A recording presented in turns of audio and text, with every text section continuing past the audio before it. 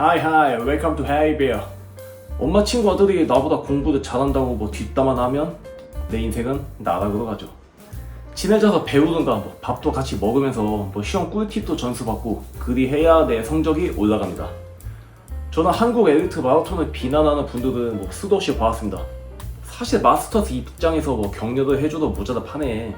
꼭 험한 소리 해야 하나 뭐 이런 생각을 하면서도 뭐 전국체전 보면 완주자보다 뭐 DNF가 70% 이상 돼버리니까 작년 파리 올림픽 때는 출전 자격 기록 미달로 한국인이 한 명도 못 나오질 않아.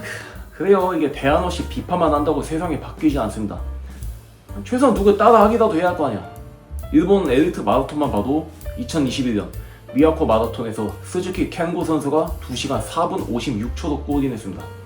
케냐인이 아니야. 우리랑 같은 동아시아 계통 인종이야. 일본은. 마에다 호나미 여자 선수는 2024년 1월 오사카 국제 여자 마라톤에서 2시간 18분 59초로 신기록을 세웠습니다. 일본은 오랫동안 마라톤 강국으로 손꼽혀왔습니다. 우리나라는 그 올림픽 마라톤에 나갈 선수가 한 명도 없을 때 일본은 10위권 안에 들어가는 매우 우수한 성적을 거두는 중인데요. 10수년 전에 이미 수많은 그 메달리스트를 배출했고 매년 수많은 시민이 참여하는 대회까지 마라톤은 일본인에게 매우 특별한 스포츠입니다. 일본 마라톤이 세계적으로 강해진 역사적 배경과 문화 그리고 현재 마라톤 열풍을 살펴보겠습니다. 엘리트 선수와 생활체육의 통합 1980년대 정책. 일본이 마라톤 강국으로 자리 잡는 데에는 엘리트 스포츠와 생활체육이 접목도 큰 역할을 했습니다. 일본은 1961년 스포츠진흥법을 개정한 뒤 생활체육을 강화했고 1980년대에 이미 엘리트와 생활체육 통합의 길을 걸었습니다. 일본이 생활체육이 천국이다 불리는 이유입니다. 엘리트 선수 육상에만 치우치지 않고 일반 시민들도 달리기에 참여하도록 장려하면서 육상 인구 저변이 크게 확대되었습니다. 이러한 노력으로 마라톤이 대중화되어 2000년대 이후 러닝 붐으로 꼽혔습니다. 2007년 첫 개최된 도쿄 마라톤을 계기로 일본에서는 마라톤 붐이 일어나 전국적으로 러닝의 생활 문화로 정착했습니다. 야, 근데 2007년에 첫 대회다. 생각보다 생긴 지 얼마 안 됐네. 즉 전문 선수와 아마추어가 크게 나누지 않는 환경이 마련되면서 한편으로 톱클래스 기량 향상, 다른 한편으로 광범위한 참여층 형성이란 두 마리 토끼를 잡았던 겁니다. 그에 비해 우리나라는 1982년 전두환 때 생성된 엘리트 중심 체육 육성 정책이 아직도 이어지고 있습니다. 43년이 지났는데 아직도 변한 게 없습니다. 심지어 작년에는 대한체육회장이나 사람이 국가대표들을 뭐 해병대 극기 훈련을 보내겠다는 1980년대 꼰대 군사독재 문화를 2024년에 다시 도입하겠다는 망언이 화제였죠. 학교 부가츠 문화, 육상 경쟁력이 뿌리. 3040 세대들은 뭐 사실 어릴 때 뭐 게임, 만화책 엄청 봤잖아요. 지금이야 우리나라 웹툰이 잘 나가긴 하지만 우리 어릴 때만 해도 만화책의 80%는 일본 만화책이었습니다. 유독 주제가 분명히 중고등학생인데 막 농구, 막 축구, 자전거 다도 막 엄청나게 방과후 활동을 해. 슬램덩크 만화, 그게 부가츠를 주주란 거야. 최치수, 강백호 걔들 다 고등학생이잖아. 우리나라는 그냥 불가능하잖아. 나 고등학생 때 보충서 끝나면 밤 10시야. 그냥 뭔 운동을 해 그 시간에. 뭐 어쨌든 방과후 활동, 부가츠 문화. 즉 일본 마라톤이 뿌리던 학교에 부가츠 문화가 있습니다. 부가츠단 중고교와 대학에서 방과 후에 활동하는 동아리로 육상부를 비롯해 다양한 스포츠부가 활발합니다. 학생들은 어려서부터 훈련과 단체 생활을 병행하며 강인한 정신력과 팀워크를 기릅니다.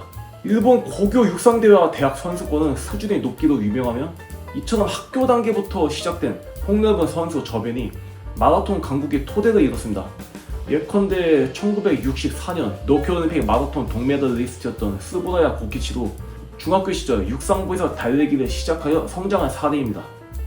부가츠 문화는 선수들에게 규칙적인 훈련 습관과 끈기를 심어줬고 많은 유망주들이 학창시절부터 발굴되어 일본 육상의 경쟁력을 높였습니다. 우리나라 요즘 학교는 어때요? 저 때는 체육 시간에 국영수 자습시켰던 걸로 기억하는데 제가 마라톤 시작하면서 우연찮게 배웠는데 너 운동 그런 걸 왜 하냐 뭐 이런 말씀하시더라고.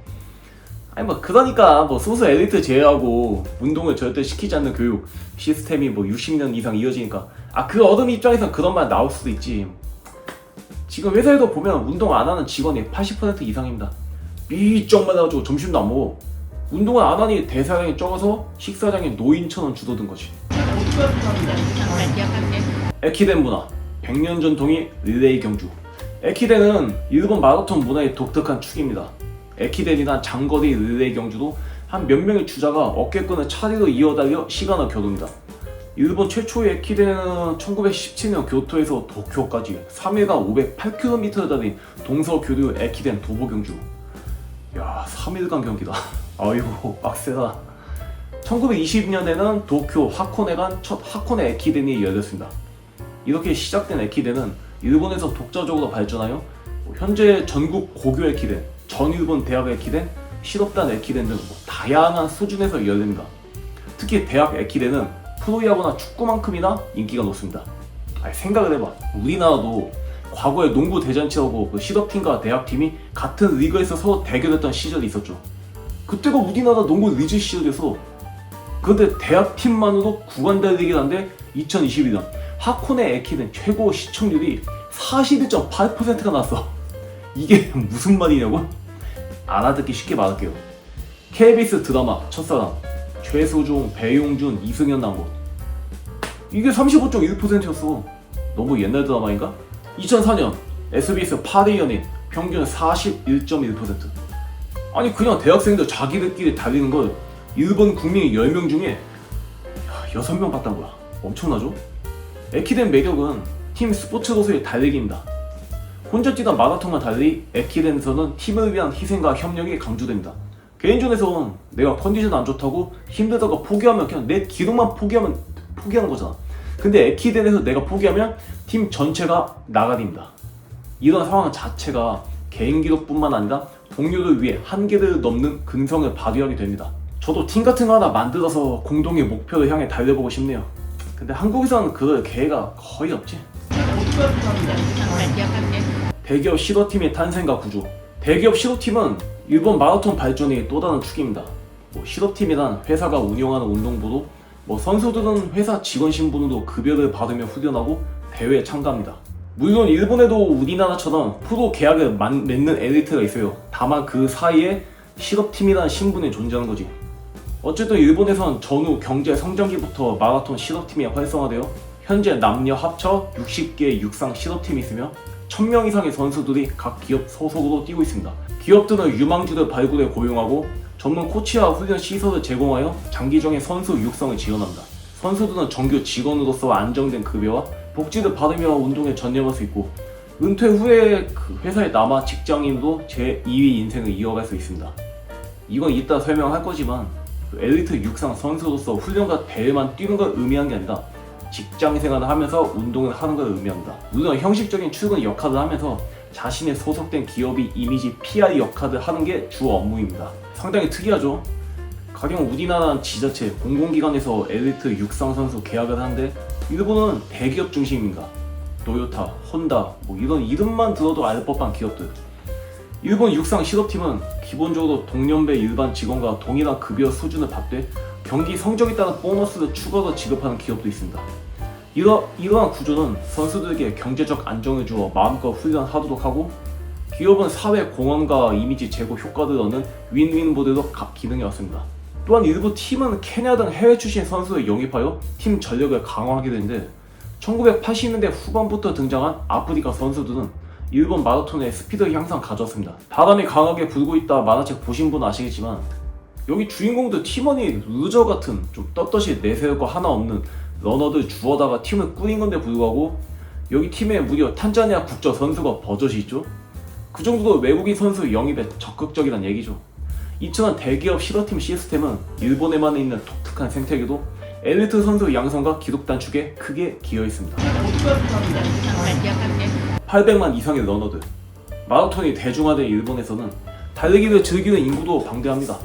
2022년 기준 일본에서 조깅이나 러닝을 1년에 한 번 이상 하는 성인 인구는 약 877만 명으로 추산되었습니다. 성인 10명 중 1명은 달리기를 생활 습관으로 삼고 있는 셈입니다. 코로나19 이전인 2020년엔 이 숫자가 1055만으로 정점에 달했으나 이후 약간 감소하여도 여전히 800만, 1000만 명대를 유지하고 있습니다. 지금 우리나라 신문기사에 러닝 인구 1000만 돌파한 자극적인 기사가 나오는데 아니 한국 인구가 5천만 명인데 1,000만 명의 러닝을 하면 저 포함해서 지인 5명 중에 1명은 밖에서 달리고 있다는 건데 내 보기엔 10명 중에 1명? 20명 중에 1명? 내 보기엔 100만 명도 과하다 생각하거든요. 통계청에서 한번 조사도 해줬으면 하네요. 뭐 여하튼 일본인에게 달리기는 남녀노소를 막론하고 보편적인 취미죠. 도쿄 황궁 주변의 러닝 코스에는 하루 평균 4,000명의 시민 러너들이 모여 뛰며 땀 흘리나 보고도 있습니다. 이처럼 광범위한 생활 러닝 인구는 일본 마라톤 문화의 든든한 기반이자 각종 대회 참가 수요를 떠받치는 힘이 되고 있습니다. 비교가 안 되는 대회 숫자. 일본에서 매년 수천 회에 달하는 크고 작은 러닝 대회가 열립니다. 2014년 조사에 따르면 일본에서 1년간 개최된 마라톤 대회 수는 1889개입니다. 마라톤 온라인 들어가보세요. 우리나라 마라톤 대회 1년에 총 몇 개인가? 아마 많으면 300개 정도일걸요? 그것도 절반 이상이 수도권 대회일 거고. 해외 트레일러닝 즐기는 형이 있는데 자기가 일본 대회를 참가했는데 같은 날 옆 동네에서도 대회가 열리고 있었대요. 엄청나죠?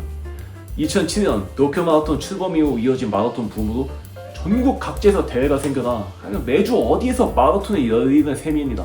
이런 수많은 대회 중엔 엘리트 선수들만 참가하는 전문 경기도 있고 수만 명의 시민이 함께하는 대중 마라톤도 있습니다. 이처럼 연간 수천 회의 레이스가 열리고 수백만 인파가 참가함으로써 일본은 마라톤 분야에서 세계에서 가장 활발한 현장을 구축하고 있습니다. 일본의 러너들은 해외 대회도 적극 참여하는데 한때 하와이 호놀룰루 마라톤에선 매년 1만 3천 명의 일본인이 건너가 전체 참가자의 절반을 차지하게 됐습니다. 내용이 방대해서 두 편으로 나눠 있습니다. 제가 지금 기관지 감기 걸려가지고 좀 양해해주세요. 2편에서 봐요. 안녕.